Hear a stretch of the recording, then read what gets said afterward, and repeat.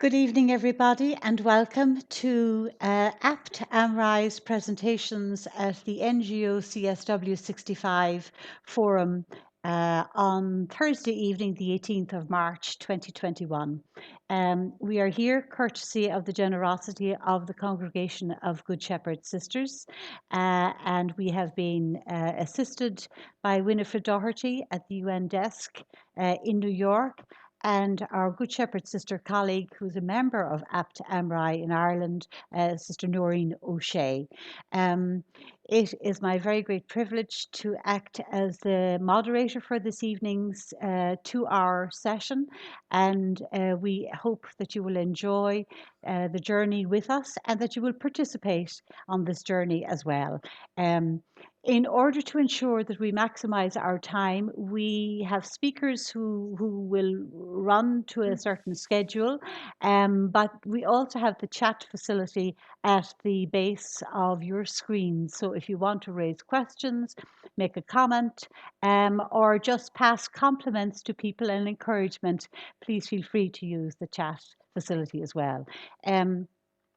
APT AMRI is the network of religious in Ireland who are working against human trafficking and exploitation and have a specific focus on anti-trafficking as it pertains to women and girls. And we have a series of presentations where individual members of APT are going to share with us from their experiences and their journey along the anti-human trafficking work over their life's ministry and their mission in life. Welcome to non-APT AMRI members, and it's lovely to see the extent of interest that's there. I also want to acknowledge Alexis Schultz, who's here with us from the admin team at the Congregation of Good Shepherds desk at the UN, and Alexis is the powerhouse behind making sure that it all goes according to plan. Thank you, Alexis, for being with us. So this evening, I suppose our work is very much cradled in the spirit of prayer and faith-based inspiration for our work. And in that regard, we have prepared an opening reflection for you. The chair of APT AMRI, Sister Liz Byrne is unable to join us at the moment because of technical issues at her end. So Alexis, you can relax. The technical issue it's not your problem at all, told by all means. So Liz has prepared an opening reflection, and I will take you through it by way of beginning our session.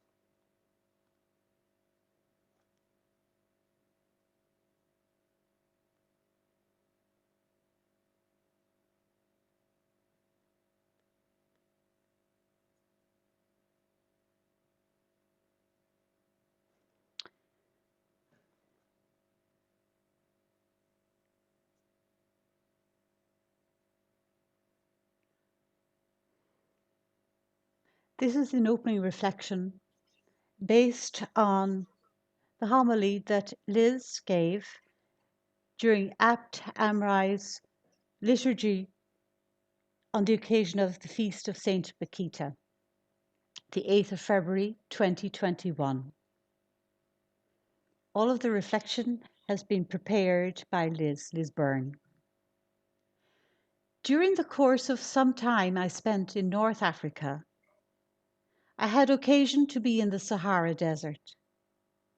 What I will never forget is the silence, the unrelenting heat, and the vision of unending sand dunes way off into the distance. In such a wild and unforgiving place, protection and clear guidance are of the utmost importance.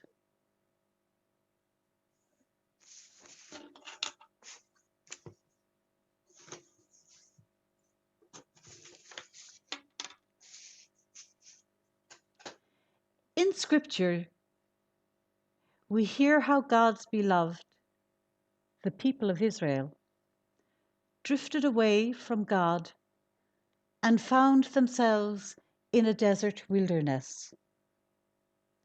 But they are not abandoned.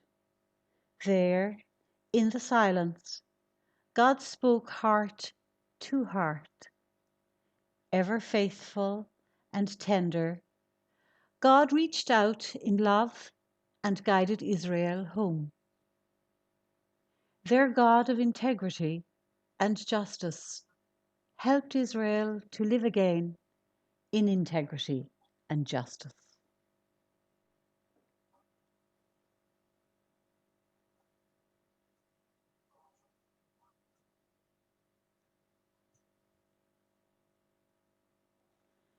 Saint Bakita was born in 1869 and lived in the village of Olgassa on the eastern fringes of the Sahara in the Darfur region of Sudan.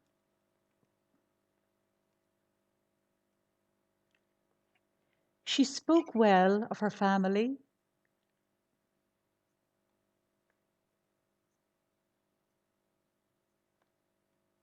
I was surrounded by a loving family, and I lived a very happy and carefree life without knowing what suffering was.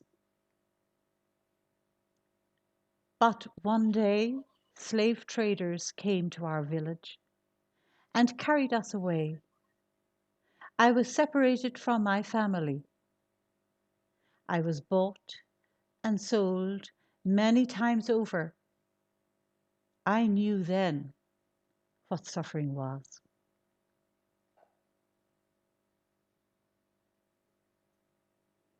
After many years and some very difficult experiences, Bakita found herself in domestic service, first to an Arab and then to a Turk, and finally to the Micheli family who brought her to Italy and to their home in Mirano, near Venice, where she became nanny to their daughter Alice.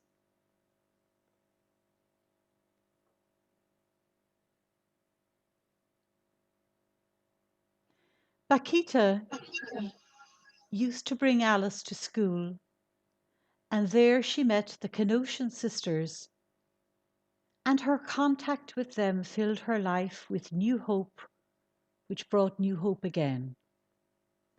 She discovered God, who from childhood she had felt in her heart, without knowing who he was. She came to know Jesus and experienced a great healing of mind and heart. He became the center of her life, and she was gradually drawn to commit her life to God with the sisters. Her life as a sister became one of service freely given, and all who came into her presence were touched by Jesus alive in her.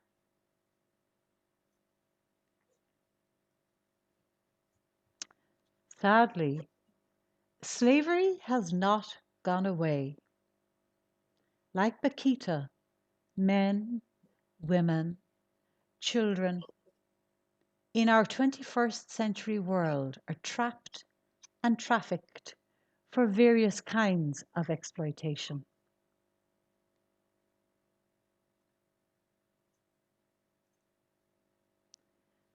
Pope Francis speaks of this as a crime against humanity and a violation of the freedom and dignity of the human being.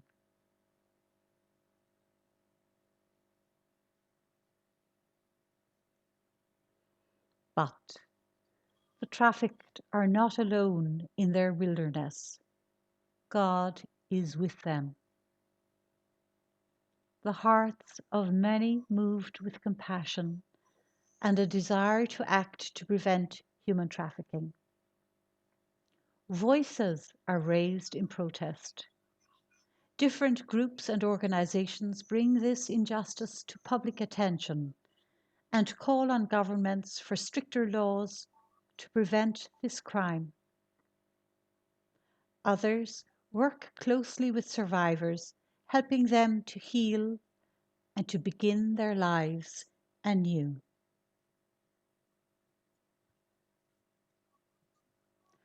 ACT to Prevent Trafficking Ireland is one such group.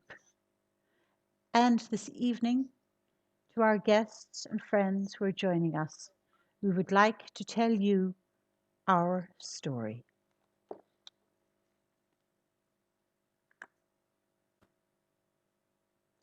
So I'll hand you over to Noreen O'Shea, APT member, to take us further on this journey into our story.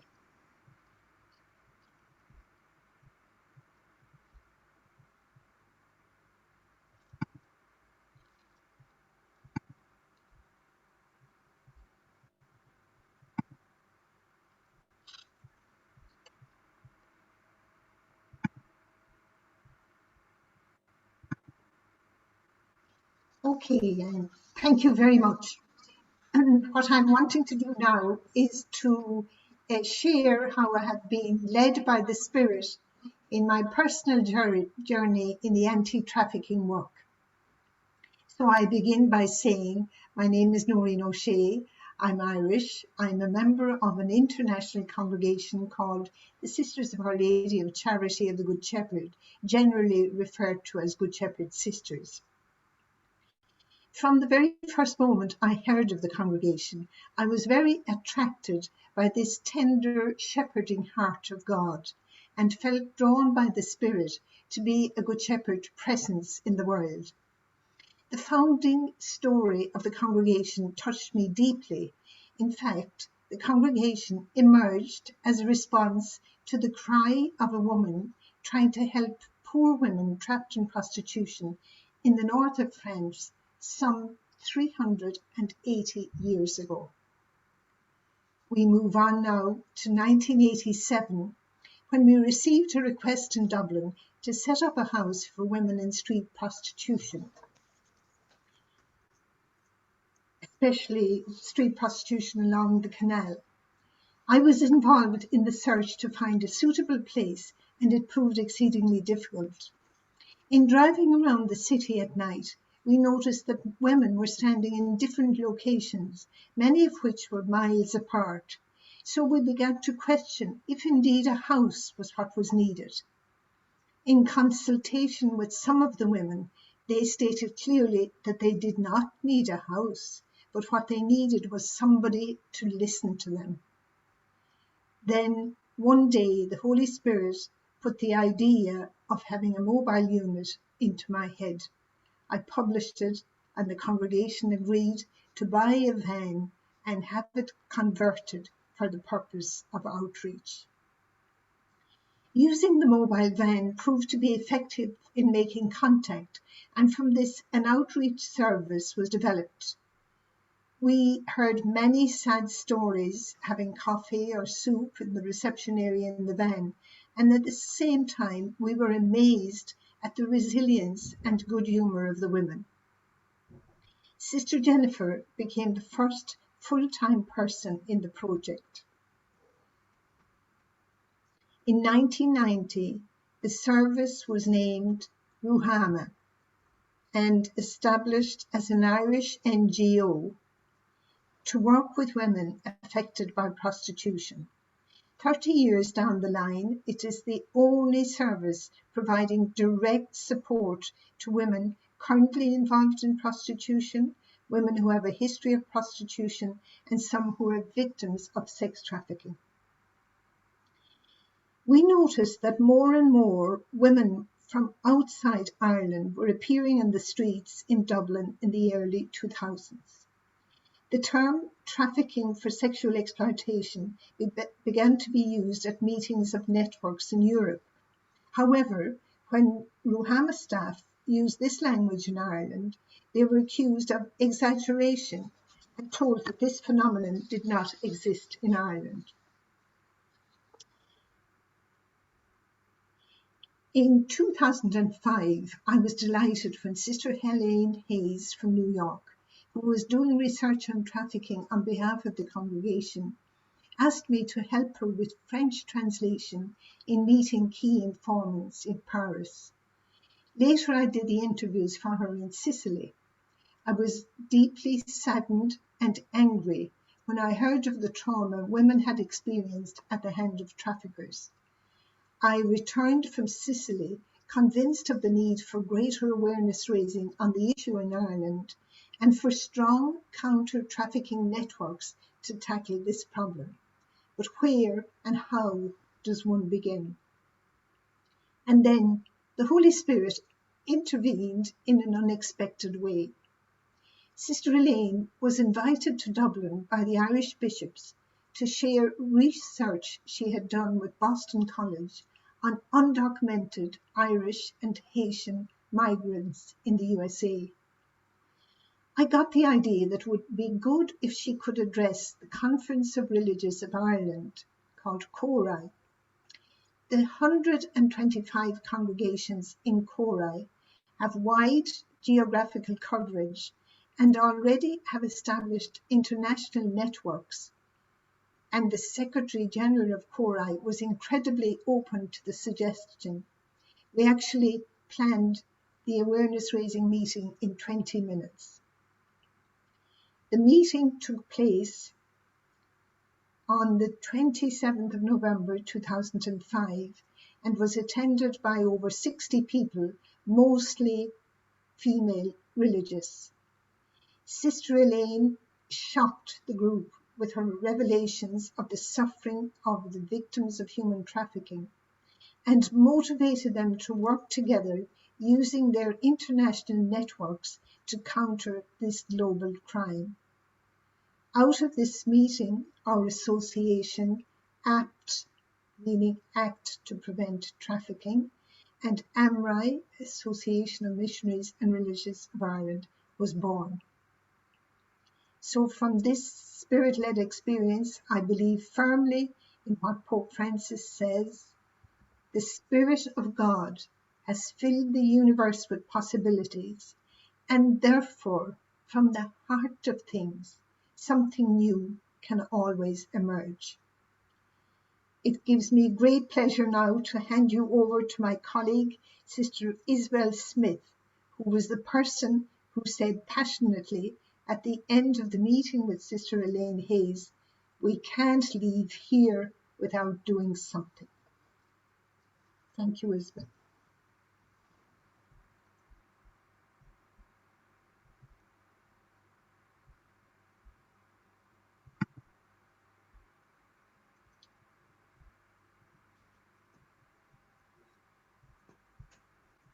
Hello. Good evening. Can you all hear me? Yes. Hello. As Noreen said, I'm Isabel Smith, and I belong to the Medical Missionaries of Mary. And I had a very close friend who has since died in my congregation called Sister Maura O'Donoghue.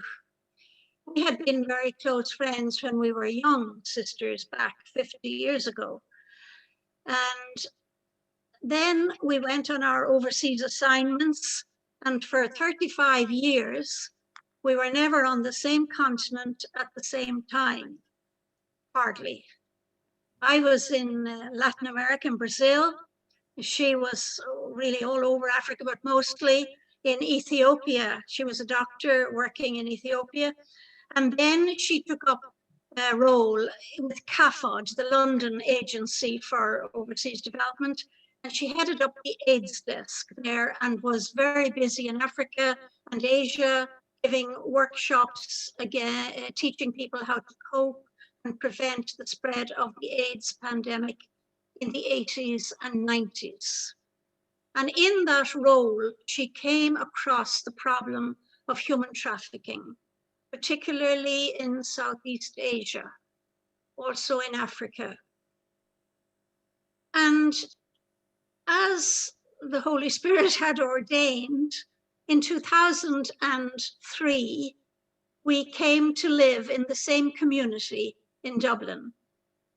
She had retired from CAFOD, saying, I'm going to spend the rest of my years working on the problem of human trafficking. I had never heard of the problem until she mentioned it. But I did promise that I would give her all the support I could. And in 2004, she asked me to accompany her to Sion in Switzerland to a conference which really opened my eyes. It was a 4-day seminar on child trafficking, and there were over 190 participants there from a wide variety of disciplines: lawyers, magistrates, doctors, psychologists, government representatives, police, and NGOs. At that time, they believed that there was human trafficking taking place in 105 countries. I'm talking about 2004. And these countries included Asia, Africa, Europe, the Americas, and Oceania. The issue of supply and demand was raised repeatedly.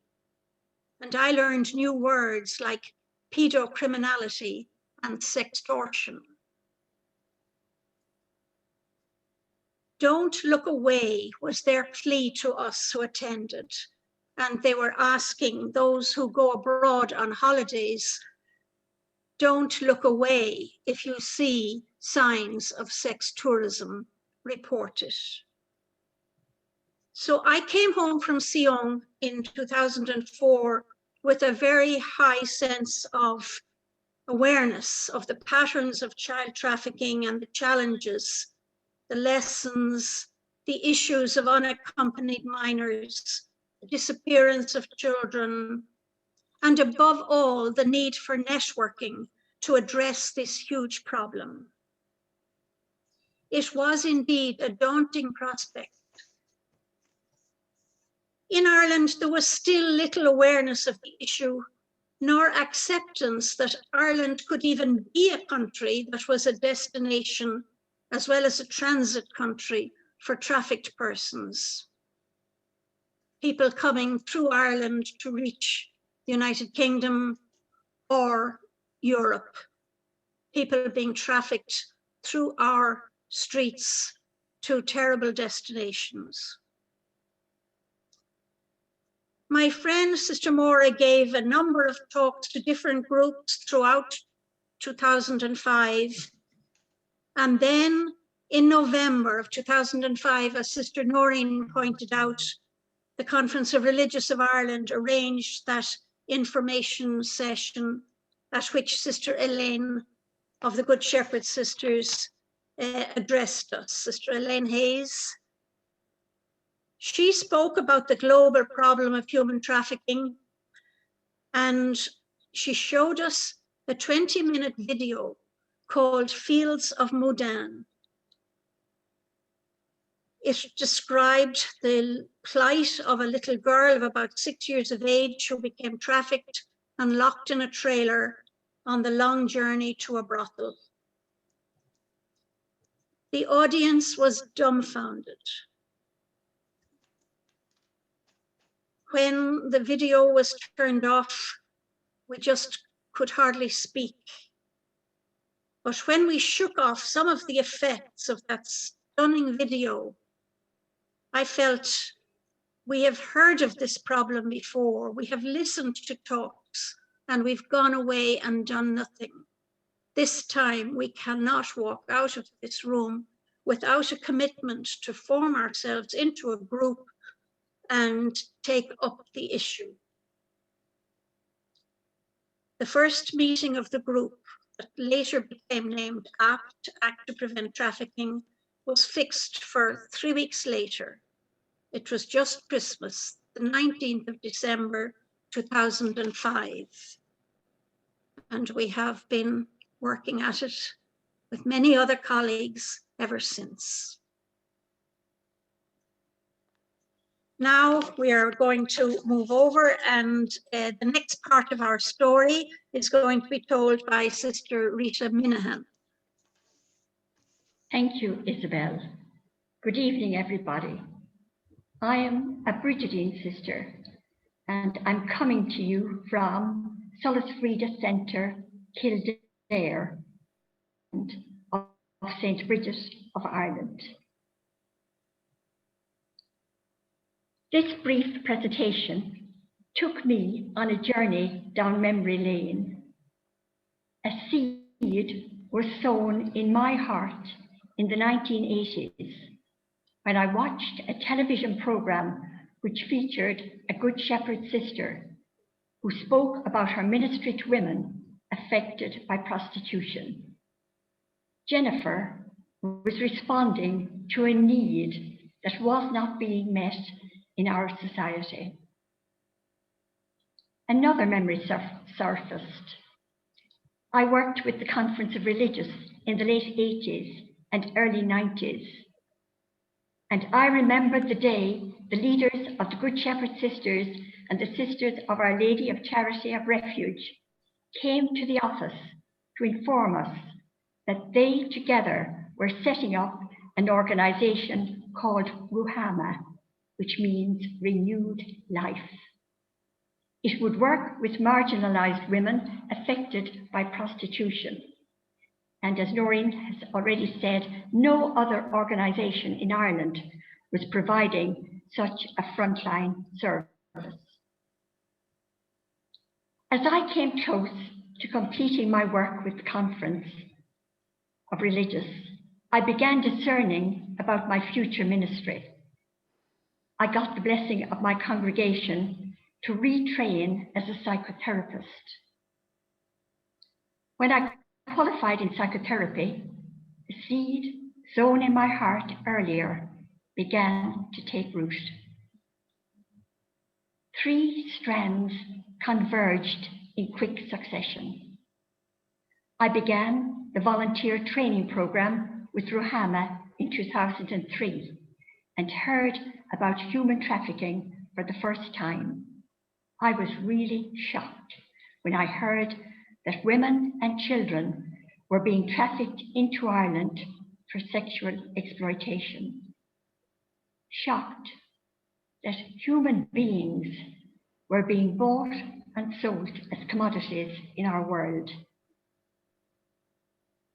The following year, 2004, my Brigidine congregation became a member of Unanima, a coalition of religious congregations working at UN level to combat human trafficking. And in 2005, you've already heard about it, I became a founding member of APT after that talk in Dublin.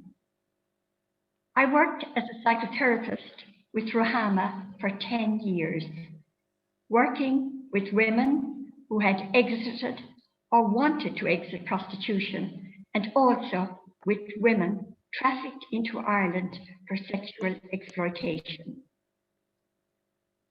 It was only when I came face to face with those women, sat with them, listened to their experiences in a non-judgmental, empathic, and compassionate way, that I realized the horrific crime that human trafficking is. How it affects persons in their deepest being and robs them of their dignity and value as human beings. I was privileged to create a safe space for those women to begin a healing journey. And I cannot overestimate how difficult that journey was and is for them. Most will carry deep psychological scars for life. I was often in awe too at the resilience of spirit that came through in so many of these women, despite their horrendous experiences. It was a sacred and unforgettable time in my life. I regretted I had to leave Rohama to undertake another congregational assignment in 2014. Alongside my work with Rohama, I was able to continue working with APT. I've been with APT now for 16 years, participating mainly in an awareness-raising role in schools and parishes. My experience of working with Rohama strengthens my presentations in schools, as I can share my experience of meeting and working with trafficked women, while of course protecting confidentiality and anonymity. And I just want to conclude by saying how energizing and life-giving I find APT. You could count on one hand the members under 75 years of age, but I come away from each monthly meeting inspired and challenged to combat human trafficking. Gurvmila Margaret, thank you. And I'm very happy now to pass you over to Sister Joan Roddy.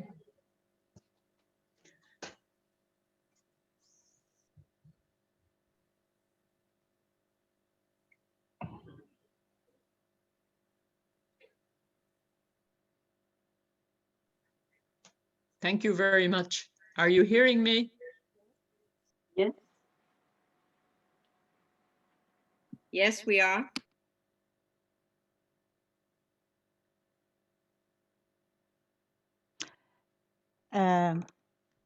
Joan, Now, you need to unmute again. Whatever button you pressed there, you have muted yourself. There you go. Now we're back. Thank you very much. And as I was saying, I think, like Rita, I will be going down memory lane a little bit also.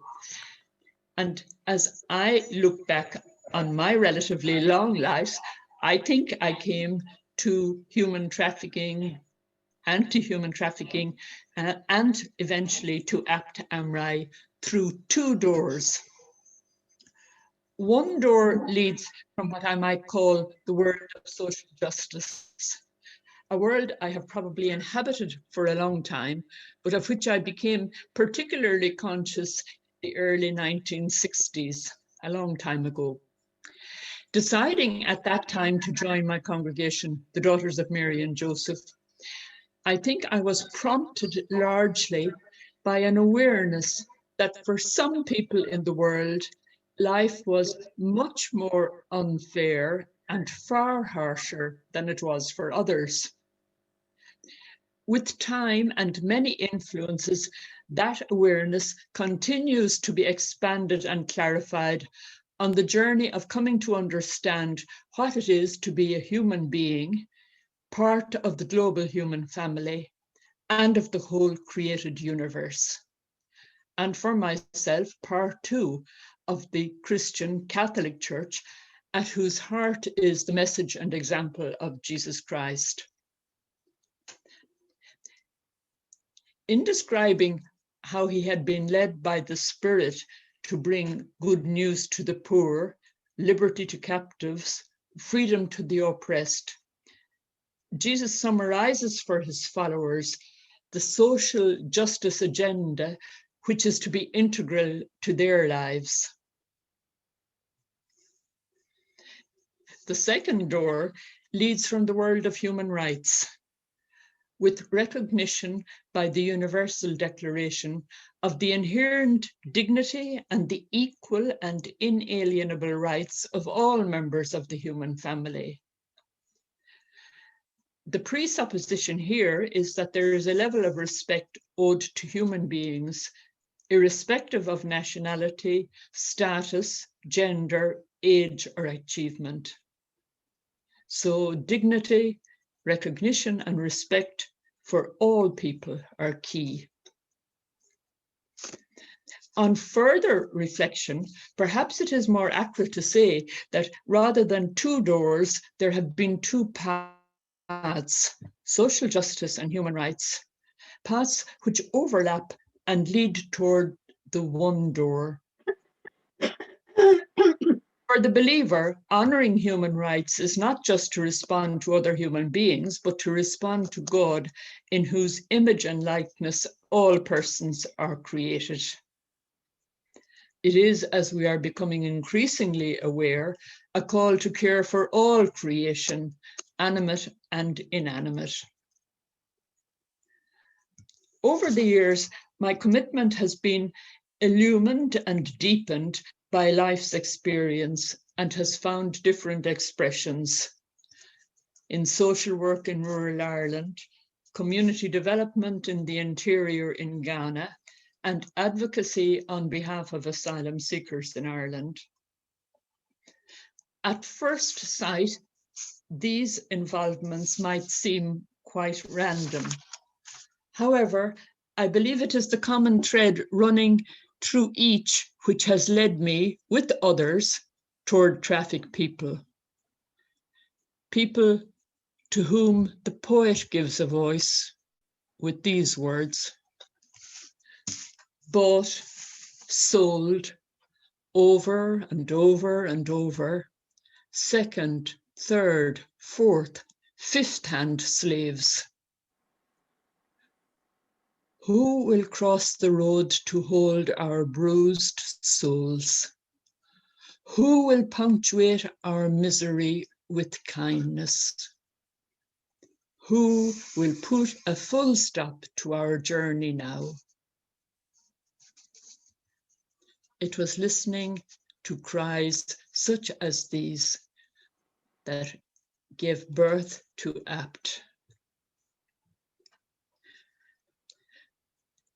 Rooted in a commitment to social justice and grounded in a human rights approach, APT seeks to discern how to respond to the reality of human trafficking in Ireland and at times further afield. And I think it was and it is that commitment which led me to become part of APT as one of the founding members with some others here, and to happily continue. For example, an urgent need of some years ago was seen for legislation which would ensure the rights of pregnant women and children could be recognized as law. Using a many-pronged approach while working alone and in coalition with others, APT sought to conscientize the Irish public in general and key sectors in particular about the reality of the presence of human trafficking in Ireland and the lack of justice for trafficked persons. For many people, this was somehow news, something that they found almost incredible. But gradually this awareness through the efforts of many has grown, and new legislation criminalizing the demand for sexual services was enacted. But at the heart of APT, I will say a modest group, as has been said before, I think, with modest resources. At the heart of each one is the passionate conviction and commitment. Energy is drawn, and I can say a contagious energy, from a faith-based vision of humankind and of each person as an image of God, whose plan it is that everyone be treated as a brother or sister, and where all share in the fruits of the earth. The actualization of this plan, God has left in our hands, and I count myself and APT as part of the actualization process. And echoing God's question to Cain, God continues to ask, where is your sister? Where is your brother? And how are they? Thank you very much. And I will hand on, hoping that he is around, to Father Pat Murphy. I'm afraid that this evening Pat is unable to join us, unfortunately, and sends his apologies. He has had an encounter, he has an eye infection, and as we all know, time spent in front of screens certainly doesn't do anything for healing of eyes at all. So thank you for that, Joan, and we will move straight on then to Teresa O'Connell, who is going to share with us. And we, because Pat isn't here with us, we do have some time. So the urgency that we had planned in relation to keeping to time isn't quite as urgent. So over to you, Teresa.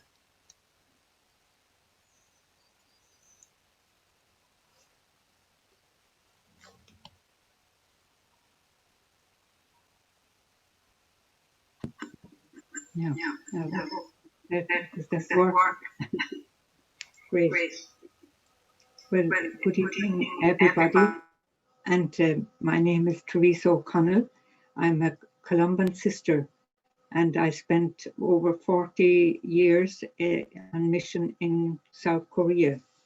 And in 1998, I first encountered women and girls who were trafficked from the Philippines and Russia to work in the sex industry located in clubs outside American military bases in Korea. I met the women when I visited the areas where they lived and worked. Two Russian women I met, Gina and Dunya, told me about their lives in the Korean sex industry while they drank beer.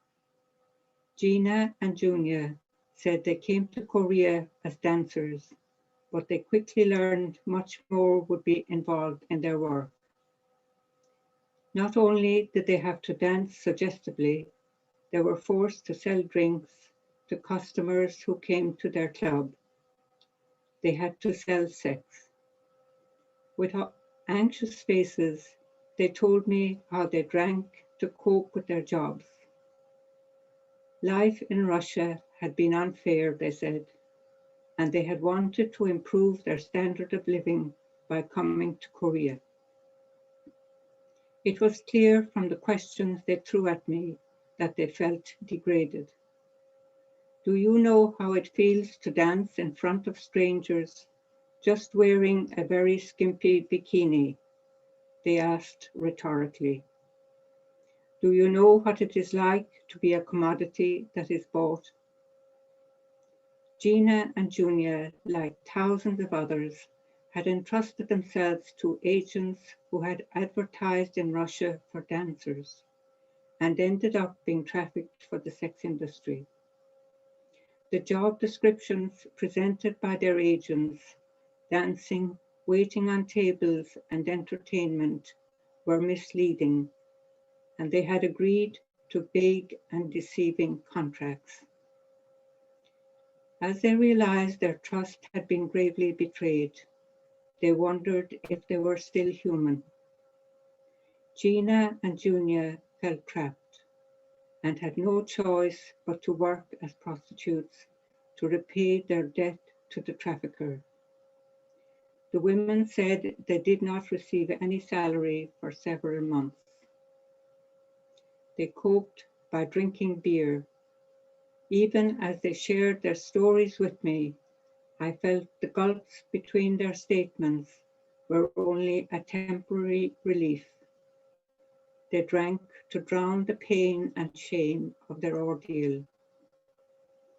Meeting with Gina and Dunya led me to advocacy work, pleading with government officials, especially the Ministry of Gender and Equality and Korea Women's Development Institute, to raise issues such as human rights violations, inhumane treatment, abuse, and exploitation. Also, the need for political will and for governments to draw up legislation and develop strategies for prevention, protection, prosecution, reintegration and repatriation. Now I am back in Ireland and I feel privileged that I can volunteer with Ruhama on their outreach van, which has supported women in on-street prostitution since 1981 and migrant victims of trafficking since 2000, reflecting the global expansion of the sex trade. Ruhama is the only frontline NGO in Ireland that supports women affected by prostitution and sex trafficking, as well as providing other varied and free services. The women we meet always express their appreciation for the volunteers and the work of Ruhama. They say it helps them to feel human when they meet people who reach out to them with respect and who take an interest in them. It was amazing how Ruhama adapted so quickly and creatively to the pandemic restrictions. Supports for service users were moved online, and it was possible to continue to contact women anywhere in Ireland. Ruhama also advocates and campaigns for better social, political, and legal measures to address the systems and conditions that lead to and perpetuate the prostitution and sex trafficking of women and girls. Finally, Ruhama is committed to raising awareness, challenging gender inequality and gender-based violence, and to improving the lives of all women and girls. Now, thank you very much. So I will hand it over to Anne now. Will you continue? I certainly will. Thank you very much, Teresa. Just a very lovely, gentle journey from the opening introduction, really, from Liz, on to Noreen, the founding intentions, the background, the history, the beauty of that from Isabel, right through to the kind of personal journey further in from Joan and Rita, and now that dimension of the story of specific girls, specific victims, and the witness from Teresa to supporting them in their lives. And of course, the reference to Ruhama and the van, which will feature again later on. So I'm going to hand you over now to Winifred Ojo, who is going to take us further down the road of this journey. Over to you, Winifred, and you can now. There we are. You can unmute when you're ready. Thanks. Good evening, everybody. My name is Winifred. I'm a Nigerian currently living in Ireland. And I belong to the religious order of the Sisters of St. Louis. I'm also a member of APT, and I have a connection with our sisters back in Nigeria. The Sisters of St. Louis in Nigeria became involved in working to combat human trafficking around the year 2000, when together with other women religious in Nigeria, they decided to respond to an invitation from the religious women in Italy to help support, rehabilitate, and reintegrate girls that were returning to Nigeria after having been trafficked to Italy. In 2006, some of our sisters who had been working with the girls decided to rent a house in Lagos because of the airport there. And this house served as a place of welcome and shelter for the girls who were returning. And then in 2019, with the help of funding agencies, we were able to build a center in Lagos called the Bakita Empowerment Center, which serves as a shelter and skills acquisition center for girls that have been trafficked. The work of the Sisters of St. Louis working in this center vary from raising awareness, meeting girls at airports, organizing skills training for the girls, liaising with agencies, and trying to do fundraising to get funds to look after the girls. First of all, starting with the raising of awareness. Raising awareness on trafficking and drawing attention to the various ways in which young people might be lured or trapped by traffickers. Because of the high rate of unemployment in Nigeria, which is currently about 42% of the youth, there's a lot of temptation to be lured by the traffickers. And so one of the major work of the sisters and the women religious of Nigeria is prevention, raising awareness, organizing workshops and talks in churches, mosques, and various places in the society to let people know the dangers that are there of being trapped in trafficking. And one of our sisters wrote a book called Stop Trafficking in Women and Girls. And that is being used as a manual for training for teachers in the schools, so that right from secondary schools, children are being taught about trafficking. As I mentioned, the sisters meet the girls at the airport when they are being deported or when they agree to come home voluntarily after having been trafficked, if they are being helped to escape from the traffickers abroad. They meet them at the airport so that they don't fall prey to the traffickers who might be waiting there at the airport.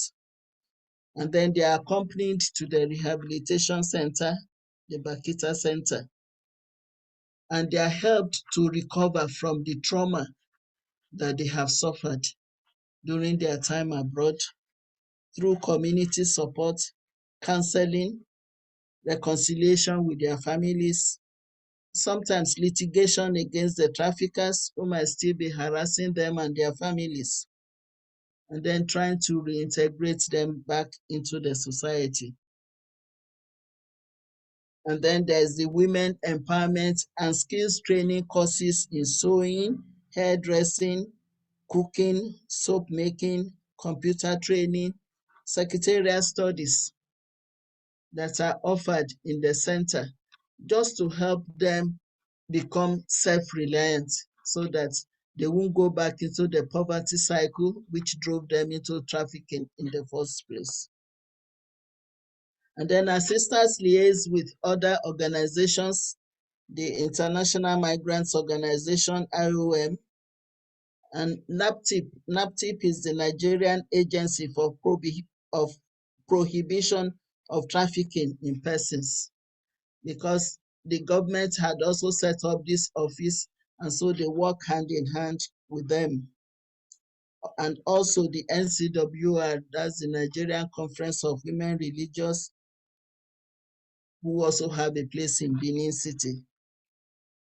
And they are also under the umbrella of Talita Kum, which is the Union of Superior General's Office in Rome on human trafficking. They do a lot of fundraising in order to provide feeding, healthcare, legal fees, transportation, and other needs that the girls might have for the 2 to 3 years that they might be with them in the Bakita Center. And then also in order to have funds to pay the workers that come to teach them various skills. Sometimes some of the girls want to further their education in universities or school of nursing and so on, and the sisters have to help them to pay, because their families may not have enough to support them. So because of that, they do a lot of fundraising to support their work. But they found it very rewarding because they see the transformation in the girls from being fearful and traumatized when they arrive at the center to regaining back their lives as lively and dignified women who are now integrated into the society. So in that sense, it is a very rewarding work that they are doing with the girls and doing it in union with organizations both within and outside Nigeria. Thank you very much. And now hand over to Mary, who is going to lead us in the closing reflection.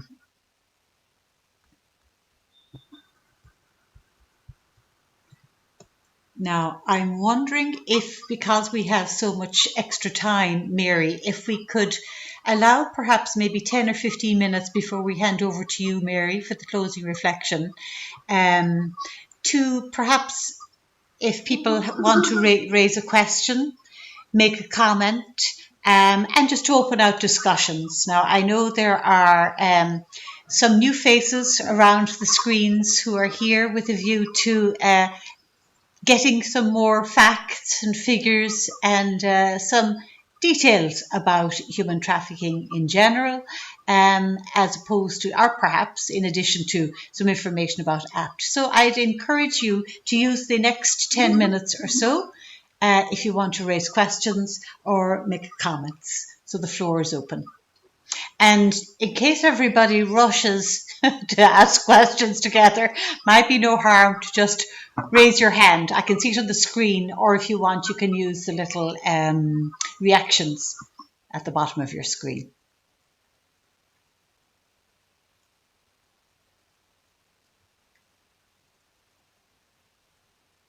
Isabel, and remember to unmute yourselves, and then I'll go to Patricia Mulhall afterwards. So Isabel. Well, we talked about, Noreen and I talked about the inaugural meeting of that back in December 2005. One of the things that we were very concerned about then was that the government would not use us to do what they should be doing.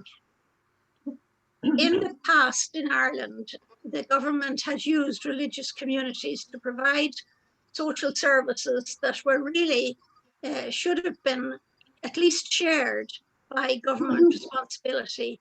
And we were very concerned that that would not happen again.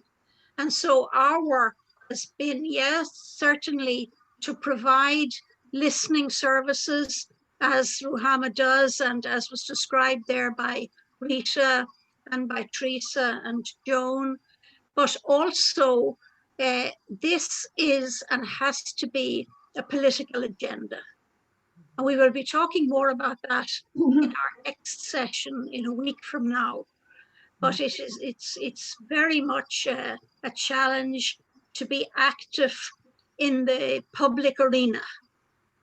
And it's more than just a one-to-one activity of rescue and service. It's very much an awareness raising issue. Human trafficking is a global problem that can only be solved with the help of government and non-government agencies working very closely together. Well said. Thank you, Isabel. So I see Patricia Mulhall's hand is up on the screen, so I'm going to hand over to our Brigidine sister, Sister Patricia Mulhall. Thank you, Anne. Thank you very much for very interesting presentations from all of you. I think perhaps, Isabel, you may have answered part A of my question, which was in terms of, was it a conscious decision for you not to open safe houses? And I heard Noreen's presentation, because I was at the beginning of the Madai Trust that we were starting here in England. And we later branched out into what we call TRAC, because I was quite opposed to opening a safe house at the time. And I think I was motivated by the mother and the Magdalene home story and what was going on in Ireland. And but the sisters here in England were very much wanting to open a safe house. Now the Madai Trust has about 8 safe houses around the country. I'm no longer with Madai, but we branched out after a year or so to track, and that was specifically for raising awareness, for advocacy, and for campaigning. So that's you have answered the A part of my question. The B part of my question was, in the 17 years or 16 years that you have worked at APT, how has your strategies changed? Has your focus changed from what you did initially to what you are doing now? And can you give us any tips for track, for example, as to what were the good practices and what worked well for you? Thank you.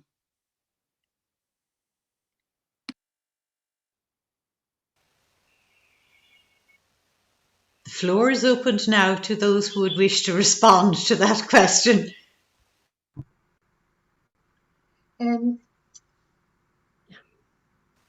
Okay, we have Joan Roddy and Noreen. Noreen, will I go to you first? Because Joan's still on speaker. So there you go, Noreen. So the short answer to that question is come to our next webinar next Thursday evening at the same time, and we'll give you some explanation about how things developed and evolved.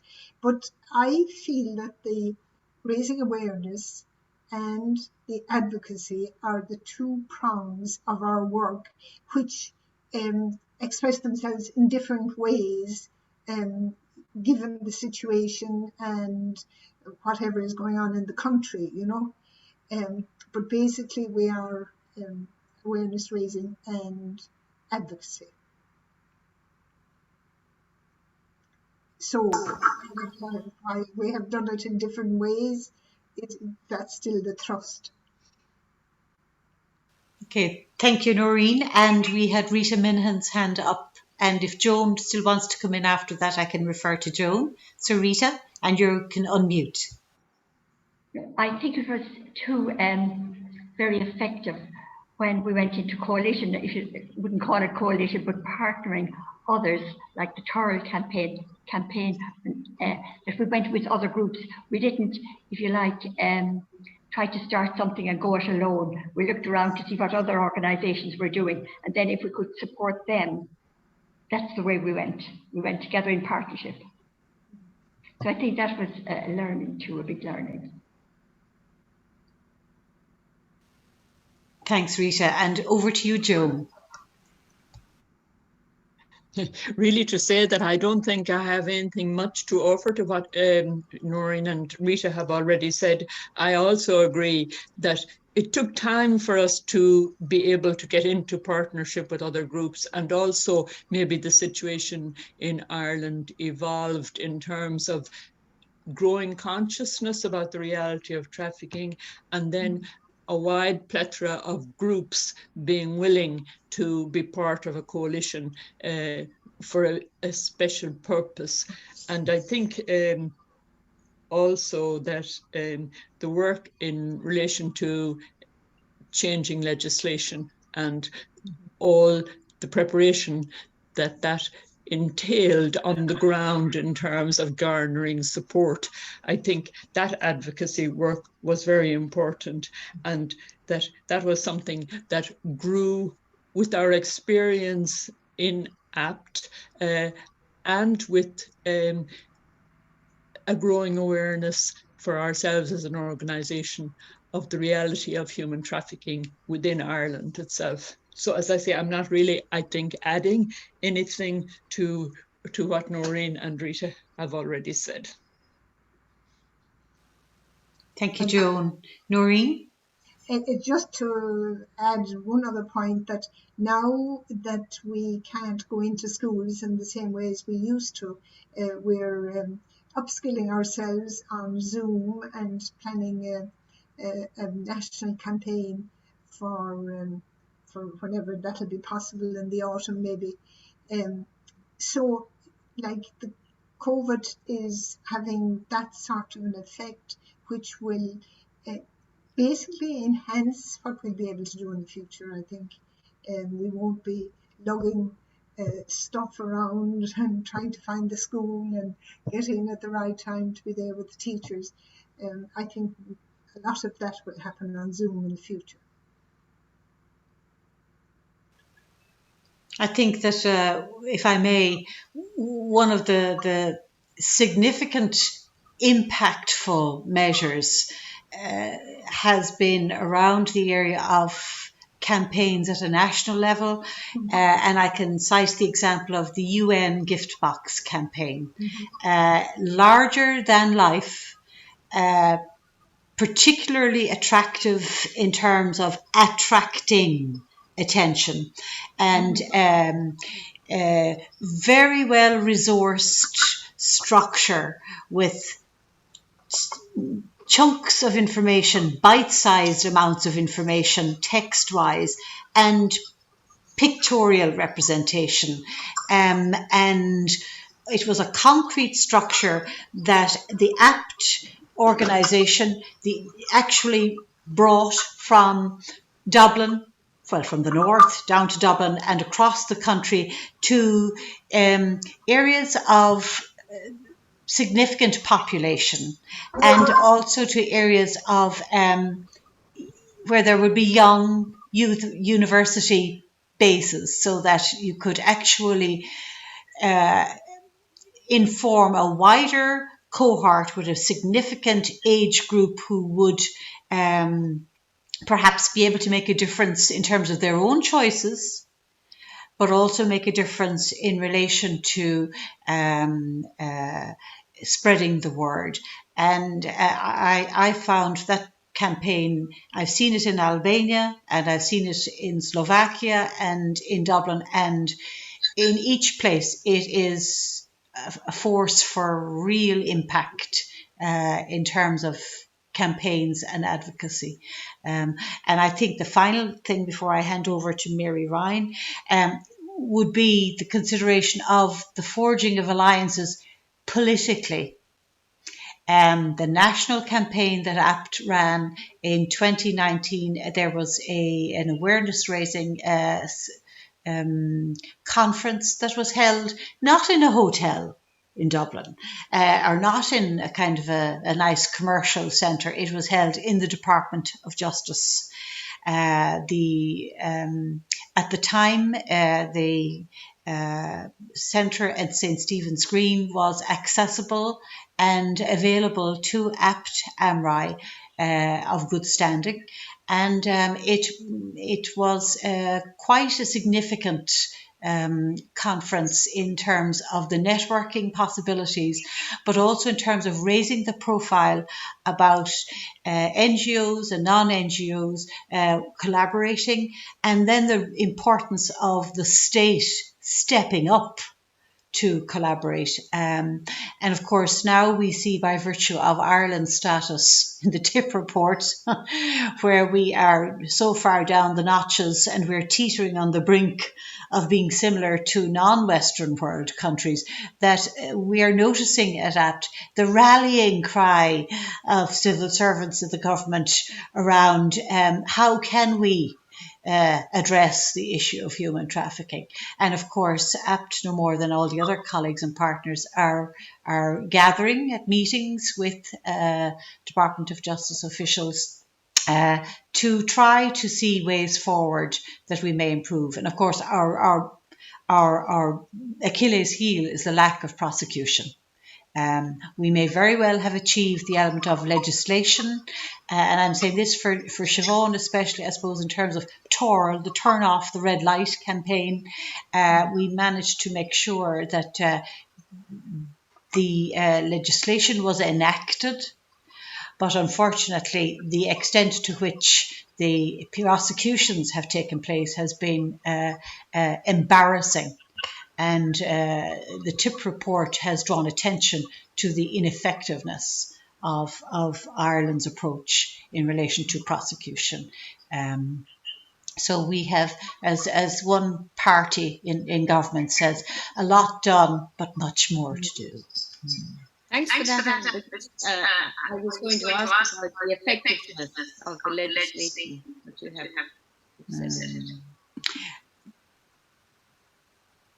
So this is the van that I think, was it Noreen had referred to in her presentation. And if you just might repeat what you had said about the van again, Noreen, for us before we hand over to Mary Ryan. Yes, okay. So we had been asked to provide a house, but we felt a house would be a static phase, and it wouldn't be a place where women would find it maybe, or would be able to get there, given that there was such a long distance between the different beats that they were in. So we thought that it would be better if we could go and do the movement piece and meet them, whether it was in Fitzwilliam Square or whether it was in Burb Street, which is quite a distance away, and move around and be able to use the van as a hospitable space to begin to connect. And out of that, then, out of that kind of mobility and flexibility, the service emerged. But that had to be the first point of contact. Thank you, Noreen. Unless there are any more questions from anybody or any comments,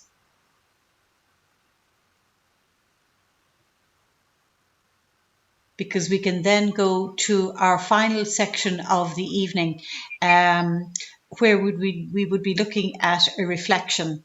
Our Mercy sister, Mary Ryan, might like to introduce herself and give a background to her reflection that she has crafted and written up so beautifully for us. So before I screen share it, I'd like Mary to introduce herself to us. Thank you, Mary.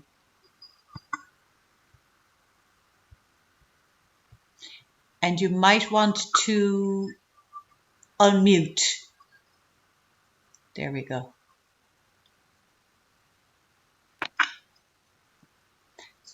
So if you can introduce yourself, Mary, because you were muted there. Thank you very much. And thank you all for already contributing.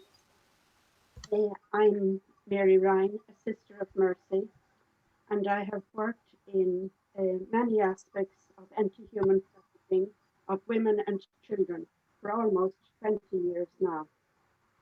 I graduated from Ruhama Training School, and my first work was on the van, where I worked for about four and a half years. My eyes were really quickly opened to a whole new world of crime, inequality, and injustice very quickly.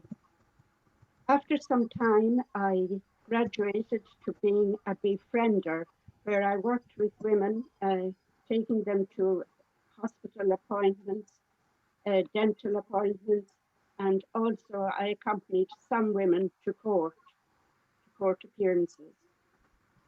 From the earliest days of APT, I was involved in raising awareness, particularly in second level and in third level colleges. I enjoy that very much, as my background is in teaching for over 30 years. So I found that a very stimulating kind of work. With a lot of experience behind me from Ruhama and from APT, I became a founder member of an organization called MECPACS. Many of you may have heard of it. And that was a Mercy project founded to support the hospitality sector in putting in protecting children from human trafficking. Many of them are trafficked through the hospitality sector and through tourism, as you will know. So the aim of the organisation is to protect children from trafficking and exploitation throughout the industry. While I was involved in much of raising awareness, my community opened a safe house. Two of the Mercy houses were opened as safe houses. And it was there that I met a lot of women who were very vulnerable and traumatized. Our community worked by taking in women who would have been rescued from brothels. And so they were doubly traumatized from their first experience of traumatization and then from their rescue experience. We also had women who were trafficked for forced marriages, and that was another experience. And how the girls were taken in and couldn't believe that their boyfriend was defrauding them or marrying them for the wrong reasons. So I got a lot of experience there. Finally, I worked with women in direct provision. Many of the women were moved on to direct provision. That is the state accommodation for women who haven't got their status and who are not allowed to work. Now, it is a very unhelpful situation for many women because there may be 4 or 5 in one room and so on. The food they're unhappy with, and Joan there would have a lot of experience of working with women in direct provision too. So on reflection, I must say that the Department of Justice has now a plan in progress to do better for the women in direct provision. And having reflected recently, the thing that stands out most for me in trafficking was my first years on the outreach van. So I would like to share my reflection with you now. So I'm going to bring up Mary's poem. It's a reflection, and I've placed it on PowerPoints, slides, and Mary can go through each one. The verses have been... Okay.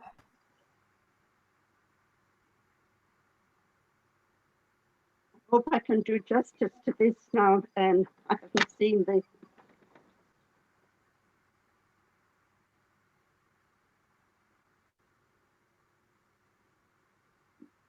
Okay.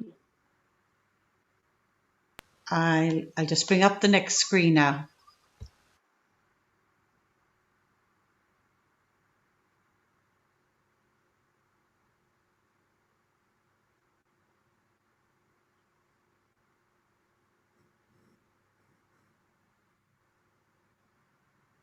I'll start. The dusk approaches, and I wend my way into the city. Our economy builders in slow exit to suburbia and their country homes. They have spent long hours at desk or counter doing legitimate business. Another type of business begins to enter the city streets. Veiled in the shadowy lights of high trees along the canal, on Stephen's Green, Burlington Road, Baggot Street, ladies of the night emerge in high boots and miniskirts to ply their trade, their business. Wondering what the night may bring, busy or quiet, eventful or calm, we prepare flasks of boiling water to make tea or pot noodles or coffee. With sweets and chocolate bars neatly packed, we set out in our comfortable customized van, 2 by 2, with our designated driver, who is familiar with all the twists and turns along the narrow streets. The same route each night, till well past midnight. First call with Skibbon Street Garda Station to report Ruhama Dan is on duty tonight. Many of the young women recognize the van or soon learn from their co-workers that we are a kindly presence in their midst. Sometimes they are too busy on their smartphones doing their business deals as they bargain for more money for less time. Others imminently await a client in each passing car and nervously wave us on. This is their choice, one of the few they can exercise to enable to engage or not. On occasion, foot tired, cold and weary, a worker will enter for a chat, an energy boost, a hot coffee with the small comfort of a chocolate bar. Conversation is terse, but there is always grace and gratitude. My heart breaks with emotion for a young woman just released from prison and on the street again that same night to feed her soul destroying drug habit. She is distraught. All her children are in care. Or for the fragile 18-year-old, heavily pregnant with her first baby and rotund as if about to give birth. There is the traveller woman, alone, not sure of her patch. I frequently wonder what is the fate of the two bright-eyed, adventurous teenagers from Cavan who, on their journey to adulthood, wanted to experience and taste city street life for the first time. Did they continue on the game? There were many others, all with personal issues and reasons for undertaking this dangerous, self-depreciating, and sometimes violent work. Why? Oh, some to pay their car insurance, others to give daughter Jenny a first communion breakfast in the Gresham, better than the rest. Another wishes to take her boyfriend and her mother on a luxury tour on the Nile, while yet another, more practical, needs money to travel to Budapest to have implants for teeth already destroyed by drugs. The motivations are myriad and varied, and all have one end: money, money, and more money for those who have little or none. In the Celtic Tiger years, the streets grow quieter. Many of the women move indoors to overnight pop-up brothels, stringently controlled by madams and pimps, persuaded that they are safer from violence and street thugs. Here they must work harder, often feel less secure, deprived of their intuition in summing up a would-be client who comes through the door. Will he be young or old, vivacious or violent, professional or casual, druggy or alcoholic? No choice now, no opportunity to say no. Cannot bargain time, services or fee, all is controlled. These resilient street women, wise women, judged harshly by society, work hard for a living and not for pleasure. Sad to say, many will work this night in the same threatening environment. They stand and wait insecurely for law enforcers to caution and move them on. Or they wait for the demanding, self-gratifying client to pay his paltry pence, so-called fee, to access the bodies of these already compromised women.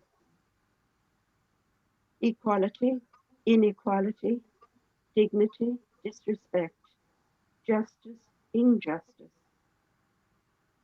I ask, what are the values that define or condemn them or us? Thank you for listening.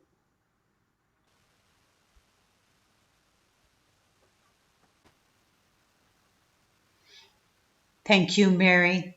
And with that deeply moving personal reflection from Mary, we have so much depth of insight. I want to express our gratitude, Mary, to you. And I'd like to say thank you to all the members who have been here tonight for their presentations and for all those who have joined us as well. We hope that we will see you back again next Thursday night, same time, same place, and maybe Alexis might be with us as well from the UN. Sin mo chuid go bháile mo bhuichas a gháildíobh go léir as ucht a bheith in ár deanta, agus tásúlagaing go méid si bhar aisling an tachtain se thugaing. Tá méid buint as an Gaeilge inis mar tá si bháin banthe níos í san nua áireach go dtí about ní úl nó mar sinnde. So bheith si tacht ar neis chuing ar an tairg an méigid nach fíor sin si bháin. Okay, so I'm going to switch over and stop our recording.